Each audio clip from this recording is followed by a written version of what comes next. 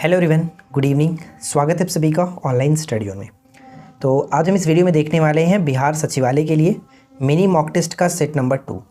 तो I hope कि इससे पहले कि आपने सेट नंबर 1 को ज़रूर देखा होगा, जिसमें लोगों ने 50 MCQ को देखा था। तो अगर आपने नहीं देखा तो प्लेलिस्ट चेक कर लीजिएगा, प्लेलिस्ट में आपको मिल जाएगा, राइट।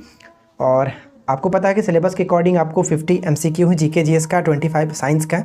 तो साइंस भी हम लोग बहुत जल्द स्टार्ट करने वाले हैं, तो आप हमारे साथ यहाँ पे प्रैक्टिस कर सकते हैं रेगुलर बेसिस पे 50 MCQ। तो चलिए शुरू करते हैं। देखिए, पहला प्रश्न कह रहा है कि चौथ जो है वो मुगल क्षेत्रों की भूमि एवं पड़ोसी राज्यों की आय का चौथा हिस्सा होता था। इस कर को किस वंश के शासकों ने वसूला? इस कर को किस वंश के शासकों ने वसूला था? चौथ जो कर था इसको मराठा वंश के शासक वसूला करते थे, यानी ऑप्शन बी हो जाएगा करेक्ट आंसर। भारतीय राष्ट्रीय कांग्रेस का 1896 का जो अधिवेशन है निम्नलिखित में से किसके लिए प्रसिद्ध है, विख्यात है? बहुत अच्छा सवाल है, कई बार पूछा गया है, तो ध्यान दीजिएगा। भारतीय राष्ट्रीय कांग्रेस का 1896 का जो अधिवेशन था, जिसको हम लोग कलकत्ता अधिवेशन के नाम से जानते हैं, जिसकी अध्यक्षता रहीमतुल्लाह सयानी जी ने की थी, और इसमें पहली बार राष्ट्रीय गीत को गाया गया था, यानी कि राष्ट्रीय गीत वंदे मातरम को पहली बार इसमें गाया गया था, राइट। अब आपके लिए एक छोटा सा क्वेश्चन ये है कि आपको बताना है कि पहली बार जो राष्ट्रीय गान है वो कब गाया गया था, कौन सा अधिवेशन था, और उसकी अध्यक्षता किसने की थी? तो जल्दी से कमेंट करके बताइएगा। क्वेश्चन नंबर 3 है कि किस पुर्तगाली गवर्नर ने नीले पानी की नीति यानी ब्लू वाटर पॉलिसी को अपनाई थी? ब्लू वाटर पॉलिसी को किसने अपनाया था? राइट आंसर हो जाएगा यहाँ पे option A, Francisco de Almeida. Francisco de Almeida यहाँ पे करेक्ट आंसर है। एक्चुअली अगर हम बात करें कि ये जो नीले पानी की नीति थी ये क्या थी, इसको हम लोग सामुद्रिक नीति के नाम से भी जानते हैं, सामुद्रिक नीति। इसमें होता ये था कि इनका मानना था, यानी कि जो फ्रांसिस्को डी अल्मेडा है इसका मानना था कि हिंद महासागर में पुर्तगालियों की स्थिति को मजबूत करना इसने प्रयत्न किया था। तो ये चीज़ याद रखेंगे, ऑप्शन ए होगा। क्वेश्चन नंबर 4 है कि किस बादशाह के आदेश पर मुगल सेना ने 1686 ईस्वी में हुगली पर आक्रमण कर अंग्रेजों को निकाल बाहर किया? 1686, अभी जस्ट BPSC में यही सवाल पूछा गया था कि अंग्रेजों के विरोध करने वाला सबसे पहला जो मुगल शासक कौन हुआ, तो औरंगजेब थे। यहाँ पे राइट आंसर हो जाएगा ऑप्शन ए, औरंगजेब। तो यही क्वेश्चंस घुमा करके यहाँ पे पूछा गया, तो करेक्ट आंसर हो जाएगा ऑप्शन ए। अगला सवाल है कि चालुक्य राजा पुलकेशिन द्वितीय को किसने पराजित किया था? पुलकेशिन द्वितीय को किसने पराजित किया था? हर्षवर्धन को पुलकेशिन द्वितीय ने पराजित किया था, और पुलकेशिन द्वितीय को पराजित किया था पल्लव वंश के शासक नरसिंह वर्मन प्रथम। नरसिंह वर्मन प्रथम, ऑप्शन बी बिल्कुल सही आंसर होगा। पराजित करने के बाद नरसिंह वर्मन प्रथम ने वातापिकोड की उपाधि धारण की थी, ये याद रखेंगे। कश्मीर में कनिष्क के शासनकाल में जो बौद्ध संगीति आयोजित हुई थी उसकी अध्यक्षता निम्नलिखित में से किसने की थी? तो कश्मीर में चौथी बौद्ध संगीति का आयोजन हुआ था, और इसकी अध्यक्षता किया गया था किसके द्वारा? वसुमित्र के द्वारा। किसके समय में? कनिष्क के समय में हुआ था। तो डी यहाँ पे करेक्ट है। निम्नलिखित में से किस गवर्नर जनरल ने प्रेस को पूर्ण स्वतंत्रता दी? और भारतीय प्रेस के मुक्तिदाता के रूप में इनको जाना जाता है Charles Metcalfe. Charles Metcalfe, option B हो जाएगा करेक्ट आंसर, चार्ल्स मेटकॉफ। निम्नलिखित में से किस एक्ट ने भारत में पोर्टफोलियो प्रणाली को लागू किया था? भारत में पोर्टफोलियो प्रणाली को लागू किया था किस एक्ट ने? तो यहाँ पे हमारा राइट आंसर बन जाएगा ऑप्शन डी, इंडियन जो काउंसिल एक्ट है 1861, ये हो जाएगा right answer, option D. Question number 9, Akhil Bharatiya मुस्लिम लीग का प्रथम अध्यक्ष कौन थे? अखिल भारतीय मुस्लिम लीग के प्रथम अध्यक्ष कौन थे? फ्रेंड्स, अगर आपको ये वीडियो पसंद आए तो प्लीज़ मैं आपसे छोटा सा रिक्वेस्ट करूंगा कि वीडियो को लाइक और दोस्तों के साथ शेयर कर दीजिएगा इस वीडियो को, और चैनल पे पहली बार है तो चैनल को सब्सक्राइब करके नोटिफिकेशन बेल आइकन को ऑल पे सेट कर लीजिए। देखिए, यहाँ पे सही आंसर हो जाएगा आगा खा, ऑप्शन ए को टिक करेंगे, आगा खा। अगला सवाल है कि औरंगजेब ने अपने शासनकाल में बताइए कि कौन सी प्रणाली को अपनाया था और भू राजस्व की राशि को उपज का आधा कर दिया था? कौन सी प्रणाली को अपनाया था औरंगजेब ने? तो यहाँ पे हमारा राइट आंसर क्या होगा? सही आंसर हो जाएगा ऑप्शन बी, नक्श प्रणाली को अपनाया था, नक्श प्रणाली। तो जैसा कि मैंने आपको पहले ही बताया कि बिहार सचिवालय का जो हमारा कोर्स एप्लीकेशंस पे उस पर काफ़ी अच्छा डिस्काउंट चल रहा है। सिर्फ और सिर्फ 199 रुपये में आपको सारी स्टडी मटेरियल मिल जाएगी। तो अगर आप ज्वाइन करना चाहते हैं तो आपके पास काफ़ी अच्छा मौका है, काफ़ी कम कीमत पर आप इस कोर्स को ज्वाइन कर सकते हैं, क्योंकि 5 अक्टूबर के बाद आप इस कोर्स की प्राइस बढ़ जाएगी, तो हो सकता है कि आपको ज्वाइन करने में दिक्कत हो। तो जल्दी करिए, देर ना करें, 5 अक्टूबर से पहले आपको ज्वाइन कर लेना है, और इसमें सारी स्टडी मटेरियल मिल जाएगी ताकि आप अच्छे तरीके से 2 मंथ में एग्जाम्स के लिए प्रिपरेशन कर सकते हैं। तो ज्वाइन करने के लिए वीडियो के नीचे डिस्क्रिप्शन में एप्लीकेशंस की लिंक दी गई है, एप्लीकेशन को डाउनलोड करिए, लॉगिन करिए, स्टोर सेक्शन में जाकर के इस कोर्स को ज्वाइन कर सकते हैं, जिसका नाम है Bihar SSC 3rd CGL study material. आगे देखिए क्या कह रहे हैं कि हुमायूं और शेरशाह के मध्य सिरखा के मध्य लड़े गए युद्धों में कौन सा युद्ध निर्णायक था जिसमें विजय के उपरांत शेर खां ने शेरशाह आलम उल आदिल की उपाधि धारण की थी? शेरशाह आलम उल आदिल की उपाधि धारण की थी। तो यहाँ पे करेक्ट आंसर होगा कनौज का युद्ध। कनौज का युद्ध या फिर इसको हम लोग बेलग्राम के युद्ध के नाम से भी जानते हैं, जो कि 1540 ईस्वी में लड़ा गया था। ठीक है, 1540 ईस्वी में। चौसा का युद्ध इससे एक वर्ष पहले हुआ था, 1539 में। किंग मेकर के नाम से किसने जाना जाता है? नृप निर्माता या फिर किंग मेकर के नाम से किन्हें जाना जाता है? जो सैयद बंधु थे इन्हीं को किंग मेकर के नाम से जाना जाता है, तो ऑप्शन डी हो जाएगा।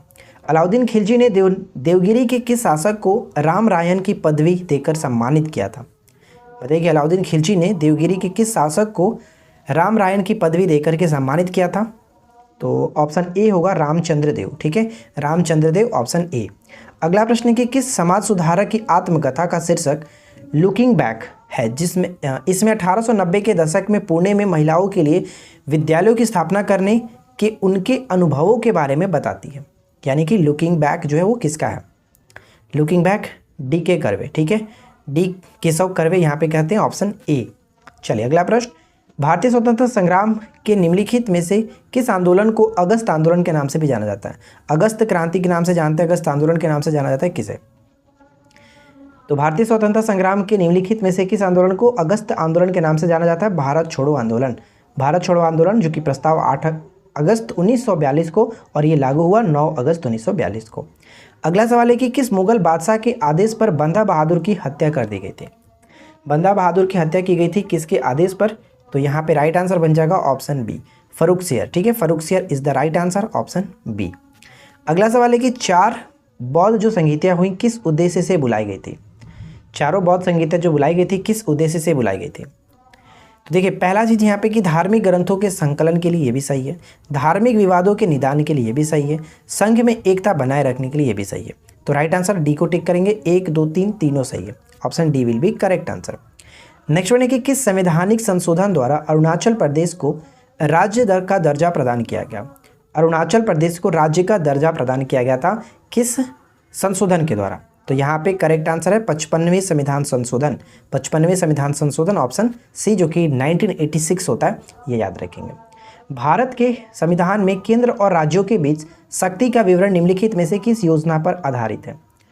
बताइए, ध्यान दीजिएगा कि केंद्र और राज्यों के बीच शक्ति का विवरण निम्नलिखित में से किस योजना पर आधारित है? किसे टिक करेंगे? तो यहाँ पे सी हो जाएगा, भारत सरकार अधिनियम 1935। भारत सरकार अधिनियम 1935, ऑप्शन सी। अगला सवाल, भारत में जो संघीय न्यायालय की स्थापना हुई थी इसी के द्वारा, और 1937 में इसी अधिनियम के तहत जो वर्मा को अलग किया गया था। धर्म सभा, ठीक है, धर्म सभा के संस्थापक कौन थे? धर्म सभा के संस्थापक कौन थे? राधाकांत देव। राधाकांत देव मोस्ट इंपॉर्टेंट है, याद रखिएगा, राधाकांत देव। नेक्स्ट वन की निम्नलिखित में से किसको संविधान द्वारा मौलिक अधिकारों को लागू करने की शक्ति दी गई है? मौलिक अधिकारों को लागू करने की शक्ति किसे दी गई है? तो ये दोनों को है, यानी सर्वोच्च न्यायालय को भी है और उच्च न्यायालय को भी है। तो यहाँ पे डी को टिक करेंगे। ठीक है, आगे बढ़ते हैं। अगला है कि दक्कन के दंगे या फिर दक्कन उपद्रव, जो कि साहूकारों के शोषण के विरुद्ध किसानों के असंतोष की अभिव्यक्ति थे, कब आरंभ हुआ था? यानी कि दक्कन के जो दंगे हैं या फिर दक्कन उपद्रव हुआ, ये कब हुआ था, ये पूछा जा रहा है। तो यहाँ पे हमारा राइट आंसर हो जाएगा ऑप्शन बी, 1875। 1875, option B.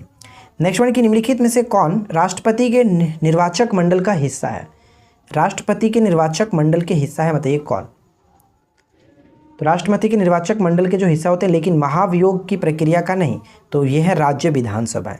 राज्य विधानसभाएं, ऑप्शन डी। निर्वाचक मंडल में तो साथ जो कि भाग लेते हैं, लेकिन महाभियोग की प्रक्रिया में भाग नहीं लेते हैं, तो ये डी हो जाएगा। अगला सवाल क्या है? नेक्स्ट क्वेश्चन कह रहा है कि संग्राही नृत्य के संबंध में निम्नलिखित में से कौन सा कथनों पर विचार करना है और बताना है कि कौन सा कथन सही है। तो चलिए इसके बारे में हम लोग डिस्कस करते हैं। देखिए, पहला पॉइंट है कि यह गुजरात का पारंपरिक नृत्य है, तो ये पहला पॉइंट आपका गलत होगा, क्योंकि ये गुजरात का नहीं, ये त्रिपुरा का कह सकते हैं कि त्रिपुरा का एक पारंपरिक नृत्य है। और सेकंड पॉइंट है कि यह नृत्य नववर्ष का स्वागत करने के लिए किया जाता है, ये सही है। और यह नृत्य मोग जनजाति समुदाय के लोगों के द्वारा किया जाता है। तो 2 और 3 दोनों सही है, तो इसलिए राइट आंसर हो जाएगा ऑप्शन सी। ठीक है, सी बिल्कुल सही है। अगला प्रश्न क्या कह रहा है? नेक्स्ट क्वेश्चन है कि थोतलाकुंड जो है, थोतलाकुंड बौद्ध मठ किस राज्य में स्थित है? थोड़ा सा अजीब नाम है, थोतलाकुंड जो बौद्ध मठ है वो किस राज्य में स्थित है? तो इसका संबंध हो जाएगा ऑप्शन सी के साथ, यानी कि आंध्र प्रदेश। ठीक है, आंध्र प्रदेश करेक्ट होगा। आगे बढ़ते हैं। दादा भाई नौरोजी ने 1866 में ईस्ट इंडिया एसोसिएशन की स्थापना कहाँ की थी? दादा भाई नौरोजी ने 1866 में ईस्ट इंडिया एसोसिएशन की स्थापना कहाँ पर की थी? तो इसकी स्थापना इन्होंने लंदन में किया था। लंदन में किया था, ऑप्शन ए। निम्नलिखित में से कौन सुमेलित है? बताइए कि निम्नलिखित में से कौन सुमेलित है? तो यहाँ पे पहला पॉइंट है कि अंसी जो राष्ट्रीय उद्यान है ये कर्नाटक में, बिल्कुल सही। बालफक्रम राष्ट्रीय उद्यान का संबंध हो जाता है मेघालय के साथ, ये पॉइंट गलत है। और जो काले हिरण के लिए फेमस है वेल्वदार राष्ट्रीय उद्यान, ये गुजरात में पड़ता है। तो सेकंड और थर्ड तो गलत है, पहला सही है। तो केवल और केवल एक को टिक करेंगे जो सुमेलित है। लुसाई पर्वत किस भारतीय राज्य में स्थित है? लुसाई पर्वत किस भारतीय राज्य में स्थित है? तो यहाँ पे राइट आंसर बन जाएगा ऑप्शन ए मिजोरम। लुसाई पर्वत मिजोरम में स्थित है, ऑप्शन ए। निम्नलिखित में से कौन सा अलकनंदा और मंदाकिनी नदियों के संगम का केंद्र है? अलकनंदा और मंदाकिनी जो है नदी कहाँ पर जाकर के मिलती है?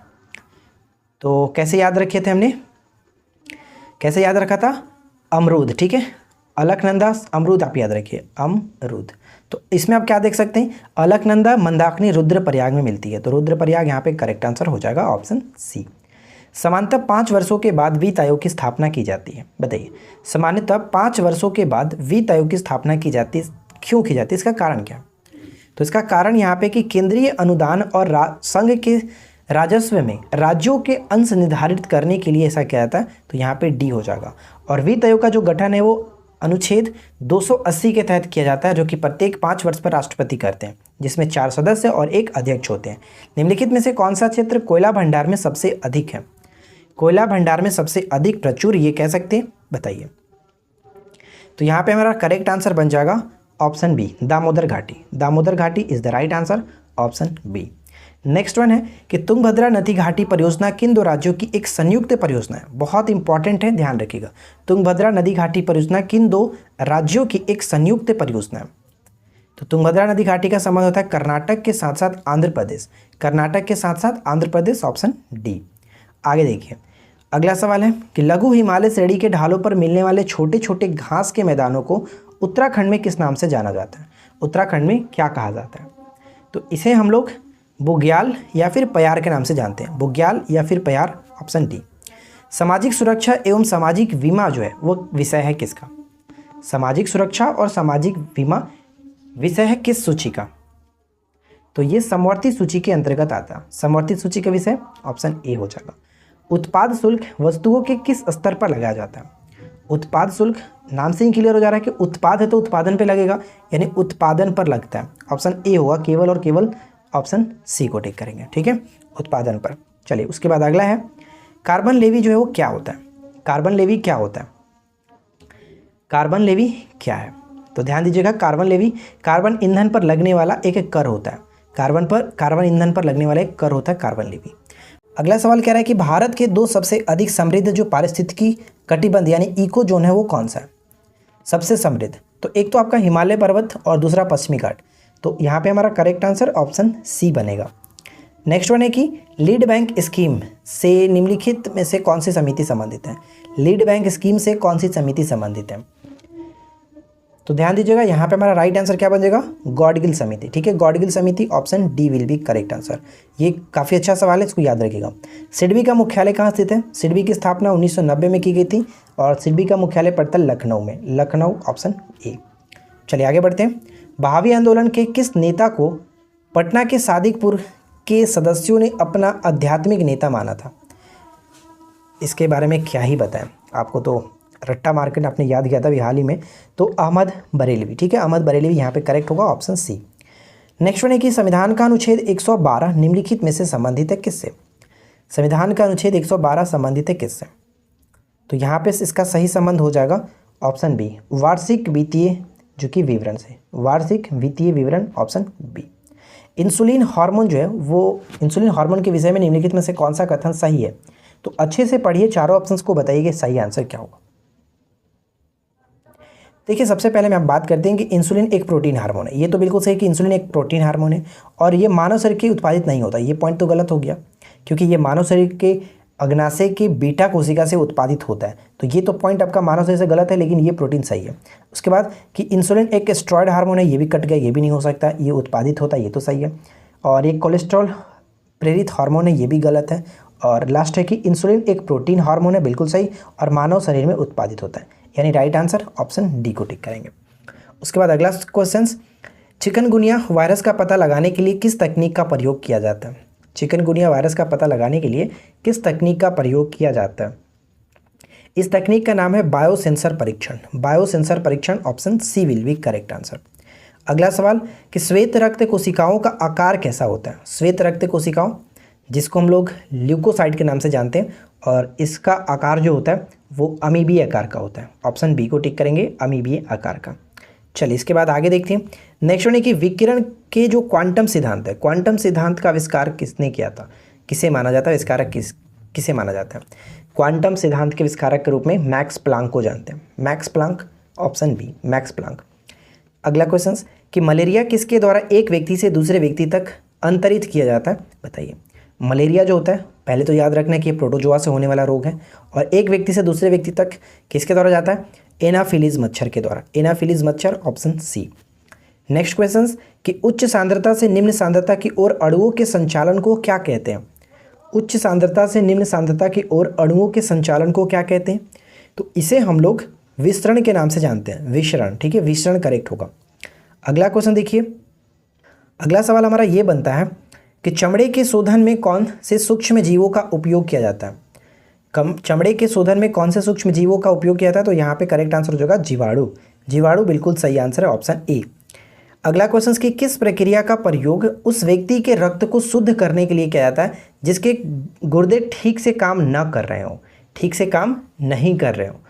तो इसे हम लोग क्या कहते हैं? इसे हम लोग हीमोडायलिसिस कहते हैं। हीमोडायलिसिस कहा जाता है, यानी ऑप्शन ए हो जाएगा, हीमोडायलिसिस। अगला सवाल कि क्षार लाल लिटमस पेपर को किस रंग में बदल देता है? जो क्षार होता है वो लाल लिटमस को किस में बदलता है? तो इसके लिए मैंने एक छोटा सा तरीका आपको बताया था बहुत पहले, अनिल आप याद रखिए, अनिल। अनिल याद रखेंगे तो होगा क्या? देखिए, अम्ल जो होता है, अ से अम्ल होता है, नीले लिटमस को लाल में कन्वर्ट करता है। इस तरह से एरो की तरफ आगे बढ़ेंगे। अम्ल जो होता है वो नीले को लाल में कन्वर्ट करता है, तो लाल लिटमस पेपर को किस में कन्वर्ट करेगा? नीले में। यानी कि इसका उल्टा हो जाएगा, अगर एक याद है तो दूसरा आपको ऐसे ही याद हो जाएगा कि अम्ल जब नीले को लाल में बदलता है तो क्षार लाल को नीले में कन्वर्ट करेगा। तो यहाँ पे नीला हो जाएगा, ऑप्शन बी। ये बहुत इंपॉर्टेंट है, कन्फ्यूजन पॉइंट है, तो इसको याद रखेंगे। तो देखिए यहाँ पे हमने 50 MCQ अच्छे से डिस्कशन कर लिया। उम्मीद करते हैं कि आप लोगों को आज का ये वीडियो अच्छा लगा होगा। आपको ये वीडियो कैसा लगा नीचे कमेंट करके बताइए। वीडियो पसंद आया हो तो लाइक एंड शेयर करिएगा, अपने दोस्तों के साथ ज़्यादा से ज़्यादा शेयर करिए, और चैनल पे पहली बार है तो चैनल को सब्सक्राइब करके नोटिफिकेशन बेल आइकन को ऑल पे सेट कर लीजिए। तब तक हम मिलते हैं आपके साथ किसी और वीडियो में नेक्स्ट टॉपिक के साथ। Thanks for watching.